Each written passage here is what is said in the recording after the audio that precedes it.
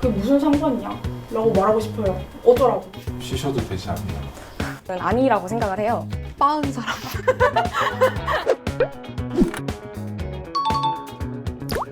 그게 무슨 상관이야?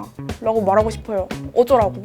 본인이 늘 완벽히 주체적인 선택을 하냐라고 했을 때 아무도 저는 그렇다고 대답하지 못한다고 생각하거든요. 저희 아빠도 막 선거철 되면 이제 저희 할머니, 할아버지한테 전화 오거든요. 어느 당 뽑아라. 전화 오거든요. 근데 왜 청소년들에게만 이렇게 말하는지. 네. 불과 100년 전까지만 해도 인종, 성별, 계급에 따라서 투표를 못하는 경우가 많았어요.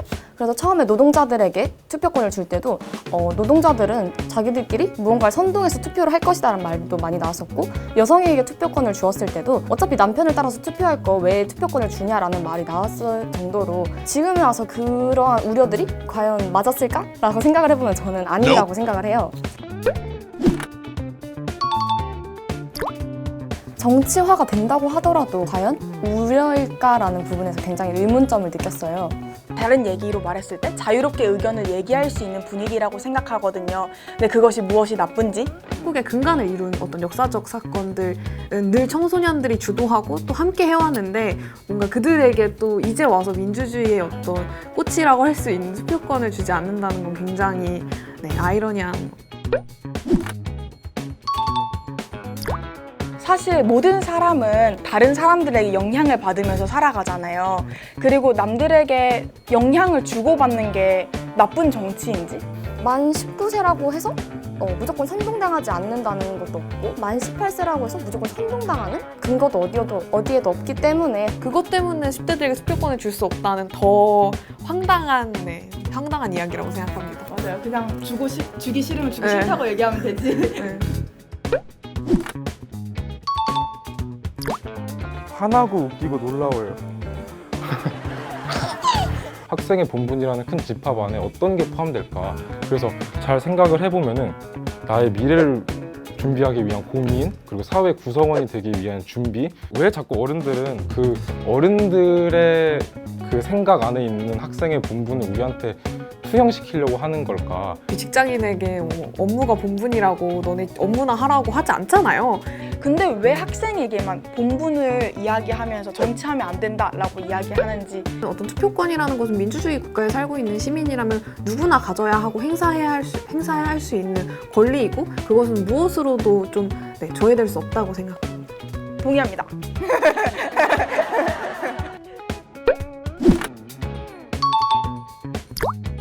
표를 의식해서 청소년들의 목소리를 안 듣는 경우가 너무 많은 거예요. 실제로 제 동료 활동가는 한 정치인에게, 이름은 밝히지 않겠습니다. 한 정치인에게 청소년들은 표가 안 된다라는 이야기를 실제로 들었다고 해요.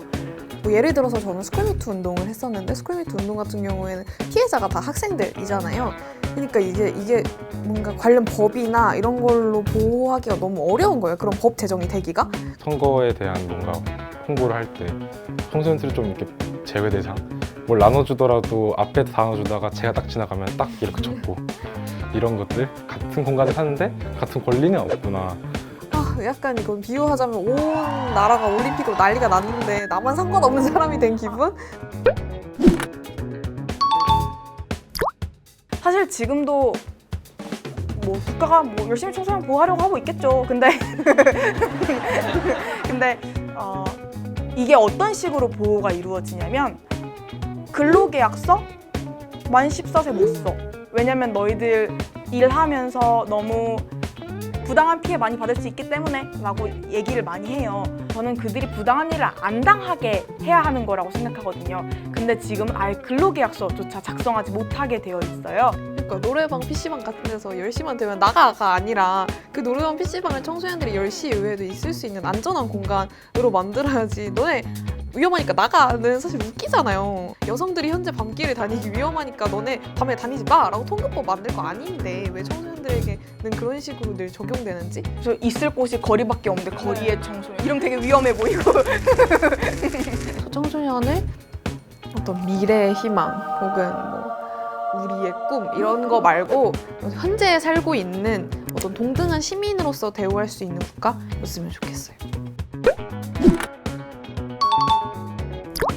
살아남는 정책보다는 좀 살아가는 정책을 만드는 사람? 학생을 사회적 구성원으로 인정해주는 사람에게 투표를 하고 싶고요. 그냥 다들 그렇잖아요. 다들 내 일상의 사소한 불편함을 해결해줄 정치인에게 투표하잖아요. 청소년들도 그리고 저도 똑같은 것 같아요.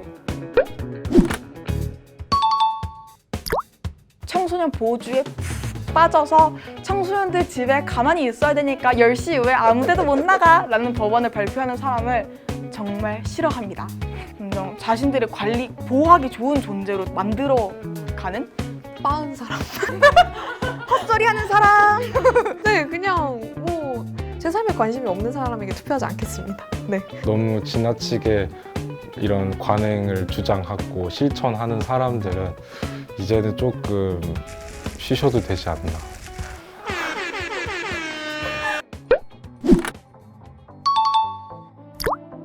이제 알잖아요. 우리는 청소년도 투표할 수 있다는 거.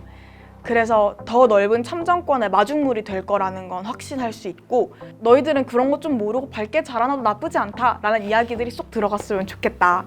우리의 삶을 직접적으로 바꿀 수 있을 만한 법과 정책들이 나올 거라는 거, 그리고 그것들이 우리의 표로 인해서 실현되고 그 정책이 실현됨으로써 내 삶이 바뀔 거라는 거. 지역 청소년 의회 같은 것들이 많이 생겨나고 있어요. 그런 청소년들과 한번 만나서 여러 가지 면담이나 소통을 통해서 청소년들이 어떤 생각을 가지고 있는지 잘 알아보셨으면 좋겠습니다. 그리고 투표 전단지나 디자인을 하실 때 궁서체만 쓰지 마시고 불린체만 쓰지 마시고 SNS나 유튜브와 같은 매체를 통해서도 괴리감 없이 잘 전달해 주셔야 할 것 같습니다. 표랑 인권을 바꿔먹지 마세요. 얘들아, 우리 투표한다.